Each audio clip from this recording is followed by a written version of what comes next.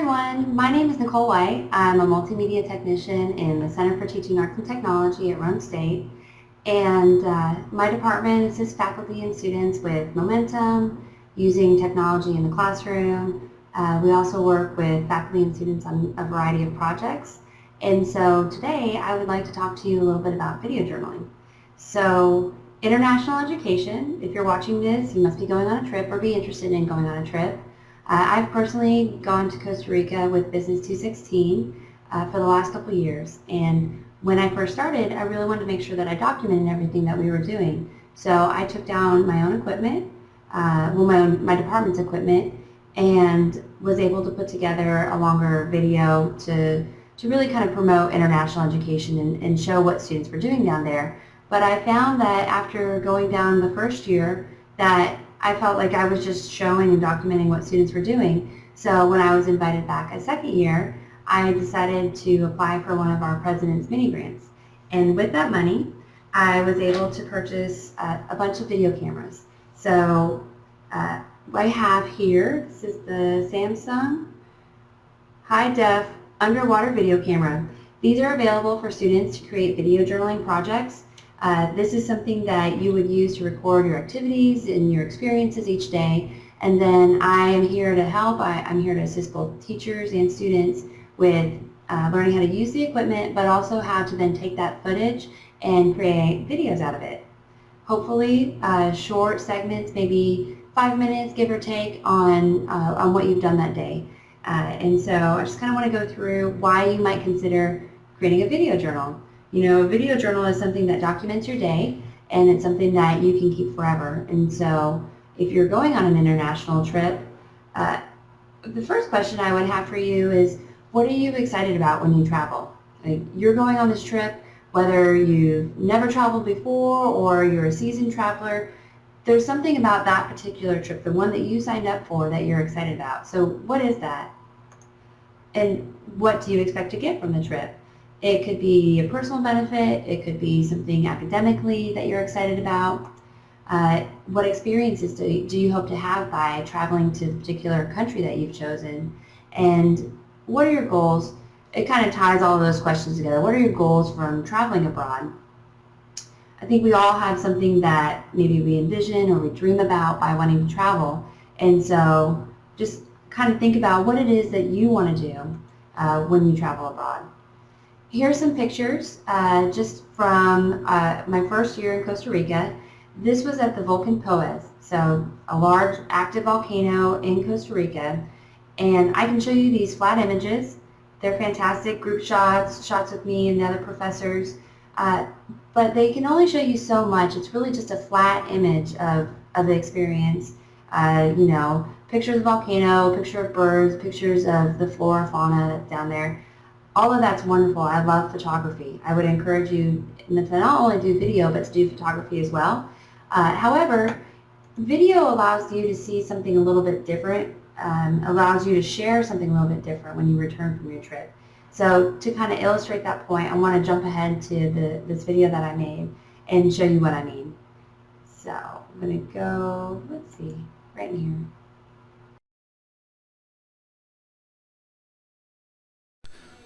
Our trip to the Poez volcano first started by being educated a little bit.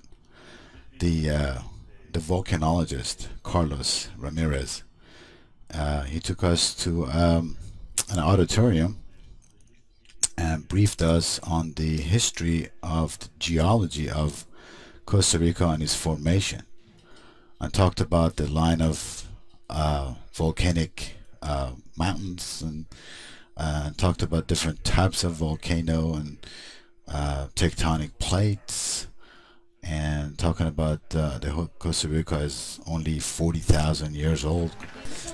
When I was first told about this trip to Costa Rica, I knew that we were going to go on a hike, but I wasn't for sure what to expect. So I'm thinking, okay, maybe it's going to be like a little 1-2 minute, maybe 20-minute hike. No, it ended up being like a good 2.5 hour hike down into a volcano, wearing hard hats and taking an unpaved path that not many people get to experience. It was a good hike, especially on the way down. You know, we heard one eruption, um, which was nice. And then once we got down there and got to actually see the eruption, it was great. It's something I've never seen in my lifetime. I enjoyed it. That's heavy. I'll catch up with you again from here. As we were going down, we could hear one of the eruptions. And when we talk about eruption, we're not talking about lava and fire flowing. It's basically like a gigantic geyser. Gases build up in the mouth of the lake, the crater, and it just pushes the water up and just rises and falls.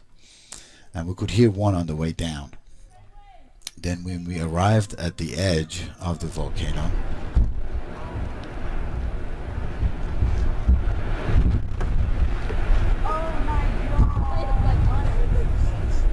when the plume of gas forms, is almost like a phoenix rising from the ashes. It's just a spectacular view that not very many people get a chance to see this live. Then Carlos briefed us a little bit about some of the history of the activity of this volcano. The lake, the water, it has a pH of 0, which is like very acidic. Talked about the diameter of the mouth of the volcano, which is about 1 kilometer. So we were standing there. There are lots of rocks that apparently in the 1950s you had a major eruption that threw rocks and lavas all over the place. So you could see those rocks, and some people took those as souvenirs. Those are the ones they used to scrub your feet with. And of course, there's a little sulfur gas. You could smell it. It wasn't too bad where we were standing because, of course, being lighter, it would rise, and the wind was taking it up actually to where the tourists were standing. So tourists did not get a chance to see this eruption that we just saw. And on our way up, we heard another eruption. So there was a total of 4 eruptions that we managed to see 2 of them. The one that you just saw on the video was the major one. Then there was a little one right after that, about like 10-15 minutes after that. Yeah, for 90, so I don't know if it's worth it. But you tell me. On the way back up, it was a little bit harder for me, anyways, as being a bigger girl. It was a lot easier down. On the way up, it's all straight uphill, which is good. Once we finally got out of the volcano, I felt accomplished. I achieved something that I didn't know that I was able to achieve. Life-changing experience. Yeah, it's worth it. I love Karen. No, just vacation and we're trying. I actually go for I've been working, but not too much in volcanoes, so tsunamis.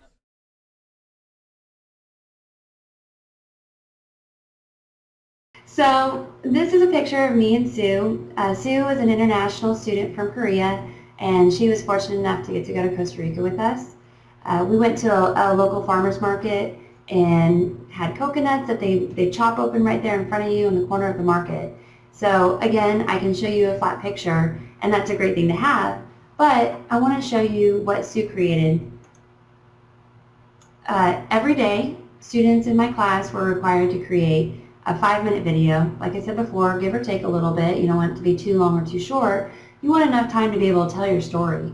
Basically, you are going through your experiences and not just saying, here's a slideshow, here's a video, but kind of talking to it too. What did I experience that day? What am I feeling? Or, what do I expect to see? And so I think Sue's done a really great job of adding titles and talking to the camera, kind of sharing a little bit about how she feels. So I won't play the whole thing, but I am going to go through and just kind of show you a couple chunks of what Sue put together on day 4 of our trip.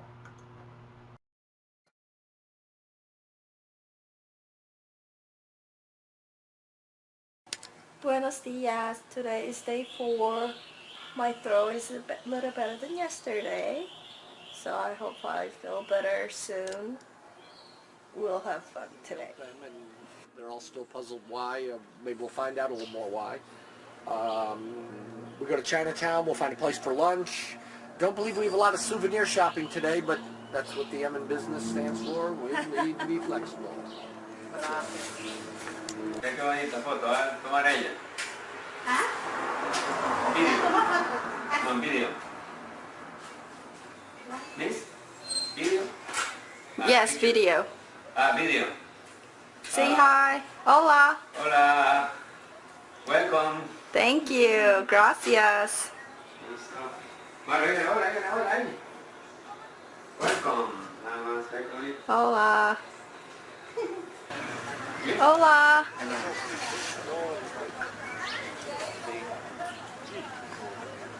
I wanted to buy an apple. Buenos dias. Huh? I wanted to buy an apple. I wonder, like, their apples are either good or not.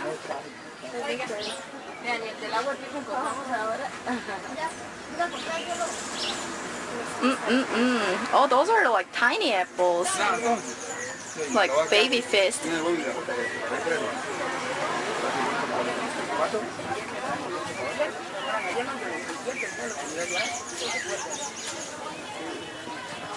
This is cool. Oh, I smell cilantro. I hate cilantro. Okay, so I'm not going to keep playing this, but when I watch this video and I look at it, it takes me back there, and it allows you, whatever the experience is, whether it's a farmer's market or whether you are, in our case we went to Congress, we got to go to various markets, we got to go into the rainforest and our coffee farm, all these amazing experiences, and if you have that video footage to share, it's just a sliver of what it felt like in real life that you can do in that kind of video.